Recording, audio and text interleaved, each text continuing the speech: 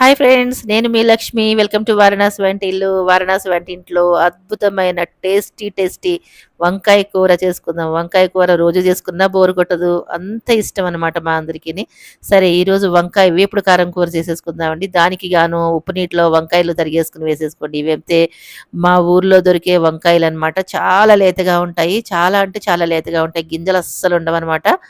అయితే వంకాయలు తరిగేసుకున్నాం కదండీ! ఉప్పు నీటిలో తరుక్కున్న వంకాయలు పక్కన పెట్టుకున్నాం కదా! స్టవ్ వెలిగించుకొని, మూకుడు పెట్టుకొని, కొద్దిగా ఆయిల్ వేసేసుకొని, ఈ ఉప్పు నీటిలోంచి తీసిన వంకాయ ముక్కలు దాంట్లో ఏసుకోవాలి. అలాగే ఉల్లిపాయ ముక్కలు కూడా తరిగేసుకొని పెట్టుకోవాలండోయ్! ఆ ఉల్లిపాయ ముక్కలు కూడా ఆ మూకుడులో పడేసేసి, కొద్దిగా ఉప్పు, అలాగే కొంచెం చిటికెడు పసుపు వేసేసుకొని, అడుగు నుంచి పై వరకు కలిపేసుకోండి. అలాగే ఒక్క రెక్కంటే ఒక్క రెక్క చింతపండు నానబెట్టుకున్న చింతపండుని కొంచెం పులుసు పిసికేసుకొని కూరలో వేసేసుకోండి. ఇలా వేసి చూడండి సూపర్ టేస్టీగా ఉంటుందనమాట. నేను సాంబార్ కూడా పెట్టాను. ఆ సాంబార్‌లోకి వాడిన చింతపండు కొంచెం మిగిలితే పల్చటి రసం వేసుకున్నాననమాట. ఇప్పుడు మనకి కూరలోకి వేపుడు కారం కావాలి కదండీ! అదే ఈ కారం అనమాట.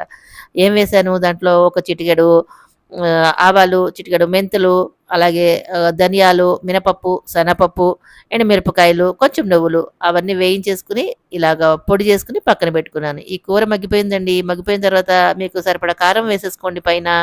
వేసుకున్న తర్వాత కొంచెం ఆయిల్ పైన వడ్డించేసి కలపకుండా మూత పెట్టేసేయండి. మూత పెట్టుకున్న తర్వాత కాసేపటికి ఒక 2, 3 నిమిషాలు వదిలేసిన తర్వాత చక్కగా మగ్గిపోతుంది. అప్పుడు మొత్తం శుభ్రంగా కలిసేటట్టు చక్కగా ఇలా కలిపేసేసుకోండి. గుమాయించే వేపుడు కారం కూర రెడీ అయిపోతుందనమాట. సూపర్ కదా! చాలా బావుంది. సూపర్ టేస్టీగా ఉంది. దీనికి తోడు సాంబార్ కూడా పెట్టేసానండి ఈరోజు. సాంబారు, వంకాయ కూర ఎలా ఉందో కామెంట్‌లో తెలియజేయండి. సింపుల్‌గా ఉంది కదా! మీరు కూడా ట్రై చేసి ఎలా వచ్చిందో, మీకు ఎలా కుదిరిందో కామెంట్‌లో పెట్టేయండి. ఉంటాను. Bye bye. Thank you for watching.